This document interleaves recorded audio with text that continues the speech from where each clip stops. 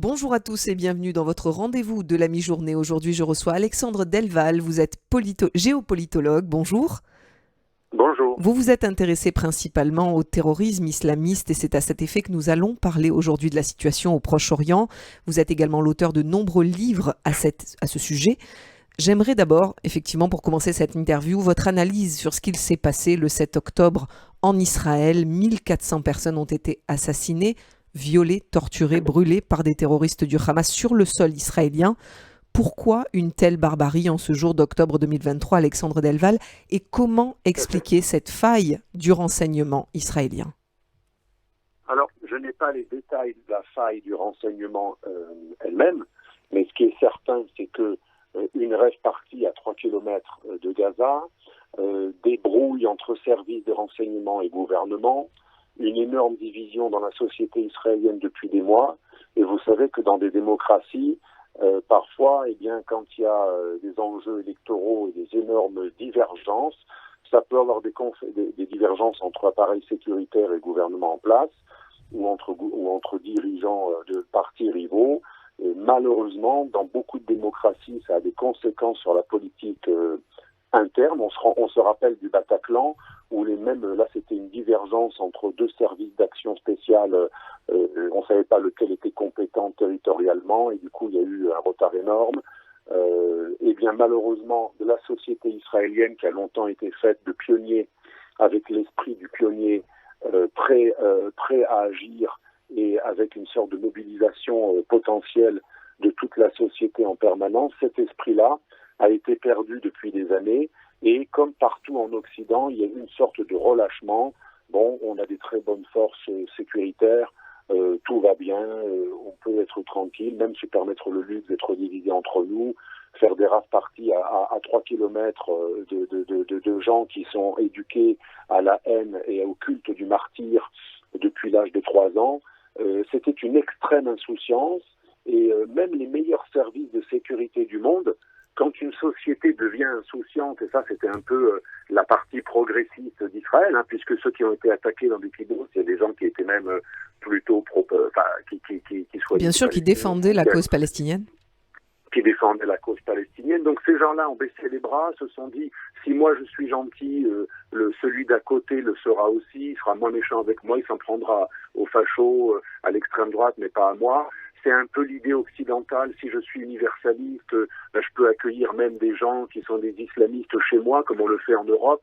Il m'en voudra pas puisque je suis gentil avec lui. Moi, le progressiste, je l'aide à défendre le voile dans les lieux publics, alors que moi je suis athée. Il pourra pas m'en vouloir. Finalement, c'est l'idée que l'islamiste radical ne serait radical que contre un méchant. Finalement, l'Occident, et Israël en fait partie, parce qu'il y a une société occidentale, israélienne, l'Occident et Israël se sont dit, et là c'était la différence d'habitude, Israël n'était pas comme le reste de l'Occident, mais il a fini par s'occidentaliser au sens de l'insouciance qui a succédé à la chute du monde soviétique. Finalement, on est entré dans une ère de tranquillité. La guerre, c'est pour les autres. Ils vont se massacrer entre eux. Il y aura éventuellement une guerre aux frontières, mais jamais ils viendront chez nous. On est tellement bons. Et donc nous, on est progressistes, on est pro-palestiniens, mais les durs de chez nous veillent au grain. Il n'y aura pas de problème. Malheureusement, ça ne marche pas comme ça. Et je pense aussi qu'il y a eu une erreur énorme, par contre, des services de renseignement, mais là qui date de longtemps. Rappelez-vous, quand Cheikh Yassine a créé le Hamas en 1987, dans ces années-là, jusqu'aux années 93-94, il y a eu une politique cynique des milieux sécuritaires israéliens qui, soit pour eux-mêmes, soit par ordre politique, ont laissé faire le Hamas parce que l'ennemi principal, c'était l'OLP. Et cette politique a été reconduite d'une certaine manière par Netanyahou, qui à mon avis n'est pas du tout un naïf, mais quand il a permis que officiellement le Qatar, qui abrite tout le bureau politique du Hamas, finance le gouvernement du Hamas à Gaza, ça s'appelle jouer avec le feu. Israël aurait dû se concentrer sur la destruction du Hamas, y compris financière, l'assécher, empêcher l'arrivée des fonds. Au contraire, on a géré avec le Qatar une alimentation financière de Gaza, alors qu'il y avait des gens, et là c'est une erreur énorme des services israéliens, il y avait des gens comme Mohamed Dahlan, qui habite aux Émirats Arabes Unis, qui est un Palestinien de Gaza très très anti-Hamas, qui proposait d'énormes fonds des Émirats pour alimenter Gaza, mais on a confié ça au Qatar. C'est une véritable folie, je le dis, même si soi-disant c'était par pragmatisme, on va contrôler, on ne contrôle jamais un totalitaire. On ne joue pas avec un totalitaire. Les Américains ont joué avec Al-Qaïda contre les Russes, ça leur a explosé une première fois en 93 et beaucoup plus dur en 2001. Donc je pense qu'il y a une insouciance de la société. Il y a eu pas mal de choses qui ne sont pas dans l'esprit des pionniers d'Israël. Les pionniers d'Israël. Mais vous me disiez justement tout à l'heure que vous n'êtes pas surpris par ces attaques. On ne peut pas être surpris quand, à quelques kilomètres, on a une autorité qu'on laisse financer par le Qatar et par d'autres, y compris par de l'argent humanitaire qui arrive de tous les frères musulmans d'Europe et des États-Unis. Il faut savoir que même aux États-Unis, le Council of American Islamic Relations, qui est animé par des frères musulmans, collecte de l'argent pour la Palestine. Et quand les frères musulmans en Occident collectent des millions chaque année pour la Palestine, ça ne va pas à l'autorité palestinienne. Les frères musulmans, ils n'aident que Gaza. Et donc, on a laissé faire et on a cru qu'il n'y aurait pas de conséquences. Et on n'a pas uniquement laissé faire de l'argent qui arrivait d'Occident et du Qatar et du Koweït. Le Koweït, État très ambigu, qui finance le Hamas. Il n'y a pas que l'Iran. L'Iran ne peut rien faire parce que c'est un ennemi. Mais les pays qui étaient amis, on aurait pu faire exercer des pressions. L'Occident et Israël les ont laissés faire. Et entre-temps, qu'est-ce qui s'est passé? Le Hamas a entraîné des gens, des générations de martyrs. On les a habitués à rêver de finir en martyrs. Même si l'être humain aime la vie, quand vous êtes manipulé dans cette doctrine depuis le jeune âge, endoctriné, ça fait pas mal de volontaires, même si c'est que 10% ou 1% ou même 0,1%. Quand vous êtes plusieurs millions ou au moins 1 à 2 millions, ça fait quand même du monde. On a plein de gens qui rêvent d'être martyrs. Il faut savoir qu'ils sont sélectionnés, ils ne sont pas tous pris. Ceux qui veulent mourir en égorgeant des juifs et en étant ensuite mitraillés, un peu comme les commandos kamikazes, il y en a plein qui sont refusés. Il y en a plein qui rêvent de le devenir. On a laissé des prédateurs se développer à quelques kilomètres de là où il y avait une race partie.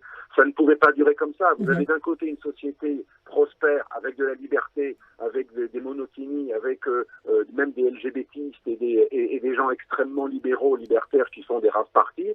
Et à côté, vous avez des gens qui sont éduqués dans les protocoles des sages de Sion, la charia et le culte du califat, puisque le Hamas pense que la Palestine n'est qu'un morceau du califat. Ça ne pouvait pas durer. Et l'erreur des services des renseignements israéliens, mais aussi occidentaux, c'est d'avoir permis au Hamas d'exister, puisqu'on a même négocié officiellement l'arrivée de fonds pour payer les fonctionnaires du gouvernement Hamas à Gaza. Va avoir des conséquences. Il faudra en tirer les leçons. Évidemment. Alors, la riposte israélienne qui s'est intensifiée depuis vendredi dernier soulève l'indignation de la communauté internationale, notamment à cause des bombardements qui causent des milliers de morts à Gaza. Quelle aurait été, selon vous, l'alternative pour Israël de répondre à cette attaque terroriste? Le grand drame, c'est que dans ce genre d'opération, il n'y a pratiquement pas d'alternative satisfaisante. C'est comme ce qu'a théorisé le grand djihadiste, le grand théoricien dans la stratégie, le management de la barbarie. Il a dit il faut pousser celui qui est fort à utiliser son appareil sécuritaire, ses bombes, son armée, en le provoquant pour qu'ensuite il nous bombarde, pour ensuite que ça déstabilise toute la région et que ça fasse des martyrs et des nouveaux volontaires. Comme disait Petraeus, le grand général américain qui a sévi en Irak et en Afghanistan, il disait malheureusement, quand on tue un djihadiste dans des représailles, ça ne fait pas un djihadiste de moins, ça en fait 2 ou 4 de plus. C'est les mathématiques inversées. Parce que forcément, il y a des dommages collatéraux, même si on fait très très attention, même si on avertit. Le fait que les boucliers humains soient obligés de rester sur place oblige à faire des carnages. Et donc, vous n'agissez pas, l'ennemi se développe, vous agissez, l'ennemi prend à témoin toute la communauté internationale et c'était le but d'ailleurs de la stratégie du Hamas, qui n'est pas bête d'un point de vue stratégique pur, même si c'est horrible. Là, si on raisonne en géopolitologue froid, cette stratégie était assez rusée, puisque ça a totalement freiné l'énorme vague de réconciliation israélo-arabe en cours depuis que Jared Kushner et Trump avaient lancé les accords d'Abraham. L'Arabie Saoudite allait rejoindre, le Maroc est très fervent, l'Égypte d'El-Sisi qui combat à mort les frères musulmans était finalement assez contente du renforcement de l'alliance entre pays arabes, enfin de la reconnaissance en tout cas entre pays arabes et Israël. Il y avait des coopérations sécuritaires entre l'Égypte, la Jordanie et Israël, de plus en plus avec les Émirats, qui sont à l'origine d'une énorme offensive contre les frères musulmans en général et qui ont classé le Hamas comme organisation terroriste. Mais le Hamas, en étant le seul mouvement palestinien qui prend l'offensive, a réussi à doubler l'autorité palestinienne et à mettre en porte-à-faux tous les dirigeants des pays arabes qui aujourd'hui, certains membres des accords d'Abraham ont été les plus virulents, sauf le Maroc, pour critiquer les représailles israéliennes en disant que c'était un carnage. Il y a un embrasement de la rue arabe et rue musulmane, comme on l'a vu au Daghestan. On voit aussi la Tunisie et l'Algérie qui ont persécuté les frères musulmans chez eux. Même les pays qui sont anti-frères musulmans chez eux, ultranationalistes, on pourrait parler aussi de Bachar al-Assad qui s'était brouillé avec le Hamas, ils se réconcilient tous. Mais justement, pourquoi le Hamas a raison. Pourquoi le monde arabe, qui est en colère évidemment par rapport à ce qui se passe dans la bande de Gaza, pourquoi ces pays-là n'ouvrent-ils pas leurs frontières, n'accueillent-ils pas les Gazaouis, n'envoient pas plus d'aide à Gaza? Ils ne peuvent pas, parce que les Gazaouis sont des gens qui, depuis 2006, depuis que le Hamas a pris le contrôle de Gaza, suite au retrait fou d'Israël de ce territoire, pourtant c'était Ariel Sharon, c'était pas un nous, mais c'est un petit peu la naïveté des gens quand ils commencent à être un peu âgés, ils se disent bon, on va être gentils, etc. Il y a eu une insouciance extrême. L'idée de libérer le territoire n'était pas bête, mais libérer le territoire pour le laisser aux mains de gens qui ont comme culte celui du martyr et comme idéologie un mélange des protocoles des sages de Sion et du califat version salafiste, la plus radicale, salafiste au sens salafiste frères musulmans, puisque les frères musulmans sont une branche du salafisme. Imaginez les dégâts, et donc tout cela est extrêmement préjudiciable, et je ne vois pas aujourd'hui quelle peut être l'issue. Maintenant, on ne peut pas revenir en arrière. Si Israël prend Gaza, ce serait presque la seule solution d'occuper tout Gaza. Mais comment faire pour occuper une population globalement à 90% fanatisée? Alors, il y a une petite question. On ne sait pas à quel point les habitants de Gaza sont eux-mêmes victimes du Hamas et se sentent occupés, dominés par le Hamas. Est-ce qu'il n'y aurait pas aussi un mouvement qui serait favorable, un peu comme au Liban? Il y a un énorme ras-le-bol du Hezbollah au Liban, et il y a des Libanais qui disent mort à Israël, mais quand Israël bombarde des bases du Hezbollah, il y a beaucoup de Libanais, les mêmes qui disent mort à Israël, ils se réjouissent parce qu'ils ne peuvent pas le faire publiquement. Alors ça, c'est l'inconnu. On ne sait pas combien d'habitants de Gaza seraient favorables à une éviction totale de frères musulmans qui dominent Gaza. Ça, c'est la grande question. Je pense malheureusement que le Hamas, en faisant croire qu'il était nationaliste, en faisant oublier son vrai objectif qui est celui du califat, n'oubliez pas que dans la charte du Hamas, il est écrit que la Palestine n'est qu'un morceau du califat. Donc le Hamas est anti-nationaliste. Le Hamas est contre le nationalisme palestinien, mais ils ont réussi à faire croire qu'ils sont les seuls nationalistes palestiniens, et du coup, même dans le monde, en Tunisie, en Algérie ou ailleurs, ceux qui n'aiment pas l'idéologie des frères musulmans sont obligés de dire que le Hamas aujourd'hui est le seul mouvement palestinien qui a mis en avant la cause et qui a rappelé le monde entier à son droit. Aujourd'hui, oui. Contre nationalisme, mais instrumentaliste. L'Aqsa, depuis la seconde intifada de 2000, c'était le génie du Hamas déjà à l'époque, religiosiser l'affaire, faire passer le conflit d'un conflit israélo-arabe ou israélo-palestinien à un conflit de civilisation totalement religieux, théocratique, et ça permet d'enflammer ce qu'on appelle la rue arabe et même la rue islamique.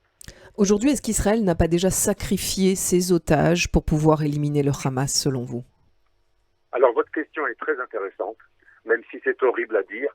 Selon mes informations, mais je ne suis pas dans le secret des dieux, je n'ai pas accès direct au milieu sécuritaire et militaire israélien, mais apparemment, dans l'option Hannibal, que prévoit depuis des années l'armée israélienne et les milieux sécuritaires israéliens, quand le pays est en danger total et on n'est plus dans une libération de 2 otages contre quelques centaines ou quelques milliers de prisonniers palestiniens plus ou moins dangereux, là, ce serait libérer tous les prisonniers palestiniens du Hamas et du djihad islamique, Et tout cela pourquoi? Pour continuer à ce que ce mouvement soit alimenté. Cette option aujourd'hui est impossible. Israël est dans la phase Hannibal et l'option Hannibal, c'est changer de priorité. La priorité, c'est la destruction de l'ennemi. D'ailleurs, les milieux sécuritaires israéliens le répètent constamment, aujourd'hui, de tous les jours. L'option primordiale, la stratégie, l'objectif primordial, c'est de carrément annihiler le Hamas et son pouvoir de nuisance. Ça veut dire que probablement, même si l'objectif numéro 2, qui est la libération des otages, est important d'un point de vue aussi humain, électoral, avec des familles qui ont compris qu'on risque de sacrifier leurs otages, les politiques vont devoir ménager la chèvre et le chou, ils ne vont pas l'avouer, mais pour l'armée aujourd'hui, l'objectif c'est la survie d'Israël, et c'est contenir un ennemi qui deviendrait mortel s'il y avait plusieurs fronts à la fois, un front interne, un front sud, un front nord avec le Hezbollah. Ils ne peuvent pas se permettre de laisser un des trois fronts en place, il faut au moins en détruire un. Quant au Hezbollah, il peut être dissuadé avec une dissuasion nucléaire ou d'armée conventionnelle sur l'Iran, qui n'a pas trop intérêt à aller beaucoup plus loin qu'aujourd'hui. Mais par contre, le Hamas, qui n'est pas retenu par personne, contrairement à ce qu'on croit, le Hamas n'est pas retenu. L'Iran, aujourd'hui, retient un petit peu le Hezbollah, qui pourrait envoyer beaucoup plus de roquettes, parce que l'Iran sait que ce serait un prétexte pour les Israéliens et les Américains de faire un regime change à Téhéran. Donc l'Iran retient le Hezbollah un petit peu. Le Hezbollah n'a pas du tout fait autre chose que le service minimum. Par contre, aujourd'hui, le Hamas est celui qui y va à fond pour reprendre le leadership de la cause palestinienne. Et à mon avis, l'objectif du Hamas, c'est de prendre un jour la Cisjordanie. C'est qu'il y a un soulèvement en Cisjordanie favorable au Hamas, qui consiste à dire, voyez, les seuls qui vraiment mènent la lutte contre le sionisme, c'était l'objectif jadis de l'ONP qui a trahi, et de Yasser Arafat qui a trahi sa cause. Aujourd'hui, le Hamas est le véritable résistant. Et donc ça, c'est pas bête. Ce qu'a fait le Hamas, c'est horrible humainement, mais stratégiquement, il y a une vraie logique qui a réussi à mettre en porte-à-faux et l'autorité palestinienne et tous les pays arabes qui étaient en rapprochement avec Israël. De ce point de vue, c'est réussi rhétoriquement, tactiquement, stratégiquement même. Par contre, ils vont être éradiqués à Gaza, mais leur but n'est pas Gaza. Leur but, c'est de prendre la Cisjordanie. Très bien, merci beaucoup Alexandre Delval pour votre analyse aujourd'hui. On rappelle votre dernier livre, La mondialisation dangereuse, est sorti en 2021 aux éditions Artilleur et toujours disponible dans les librairies. À très bientôt, merci encore. Merci à vous, au revoir. Au revoir. Pour voir ou revoir cette interview, vous pouvez aller sur notre site internet radiojm.fr, notre Facebook, notre Instagram ou sur l'application Radio JM. Très bel après-midi à tous et à demain matin 8h30 pour le Flash Info.